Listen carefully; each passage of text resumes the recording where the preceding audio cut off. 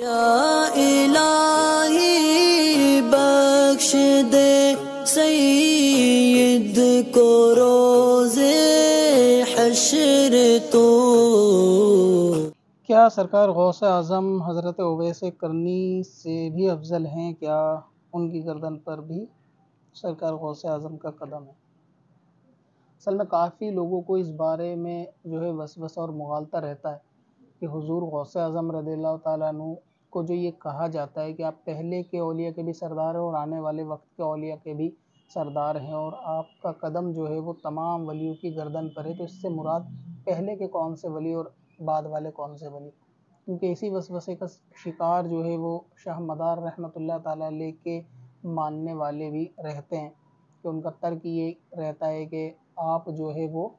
تابعی کے اندر ہیں، آپ نے زیادہ عمر پائی، سرکار غوث اعظم سے پہلے پیدا ہوئے، لہٰذا سرکار غوث اعظم جو ہے وہ شاہ مدار رحمۃ اللہ تعالیٰ علیہ کے بارے میں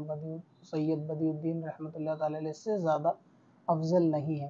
اور ابھی سوال حضرت اویس کرنی رضی اللہ تعالیٰ عنہ کے بارے میں، تو یہ اصول یاد رکھنا چاہیے کہ یہ جو اہل سنت کا نظریہ ہے کہ سرکار غوث پاک رضی اللہ تعالیٰ عنہ تمام اولیاء جو پچھلے اور آنے والے ہیں، اس سے مراد حسن عسکری رضی اللہ تعالیٰ عنہ کے بعد کے آنے والے اولیاء ہیں،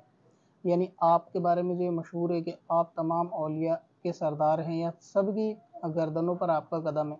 وہ امام حسن عسکری رضی اللہ تعالیٰ عنہ کے بعد کے اولیاء اور اب جو ہے وہ امام مہدی رضی اللہ تعالیٰ عنہ کے زمانے تک آنے والے تمام اولیاء کے سردار ہیں، یعنی اس درمیان کے وقت میں جو بھی اولیاء آئیں گے یا سرکار غوث پاک سے پہلے آئے لیکن امام حسن عسکری رضی اللہ تعالیٰ عنہ کے بعد میں آئے، تو ان سب کے سردار ہیں۔ تو اگر آپ اس چیز کو یاد رکھیں، اور امام حسن عسکری غالباً 232 سن ہجری کے اندر ان کی جو ہے وہ پیدائش ہے، تو سن 232 ہجری سے پہلے کے جتنے بھی اولیاء ہیں آپ وہ تمام جو ہے وہ آپ سے افضل ہیں۔ سن 232 ہجری اب دیکھ لیں کہ اویس کرنی رضی اللہ عنہ تو ان سے بھی پہلے کے انہوں نے تو صحابہ کا دور پایا ہے، تو سرکار غوث پاک کو حضرت اویس کرنی سے کسی بھی معاملے میں ترجیح دینا یا افضلیت ان کی ثابت کرنا،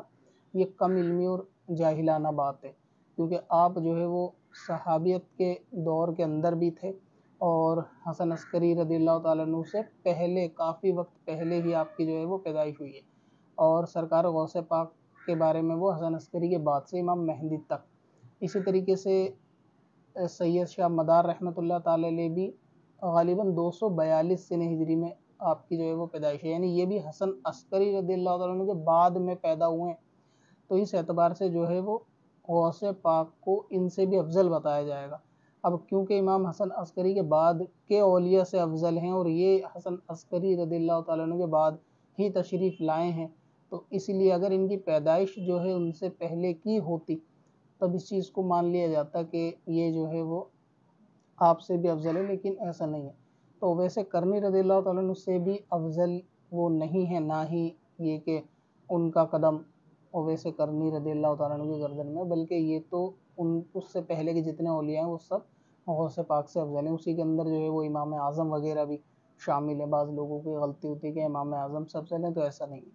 تو باقی اس زمانے میں جو بھی امام مہدی رضی اللہ تعالیٰ عنہ تک آئیں گے وہ تمام کی گردنوں پر سرکار غوث پاک کا قدم ہے، بلکہ اس دوران ولی غوث بھی جو آئیں گے وہ غوثوں میں بھی سب کے جو ہے وہ غوث ہیں، تو اس اصول کو یاد رکھنا چاہیے۔ اب اپنی قضا عمری نمازوں کا حساب لگانا ہوا اور بھی آسان۔ وزٹ کریں qazakalculator.smswarsi.com پر اور اس کیلکولیٹر سے اپنی تمام قضا نمازوں کا حساب منٹوں میں کریں اور ڈاؤن لوڈ بھی کریں۔ کب سے اپنی خطاؤں کا شمار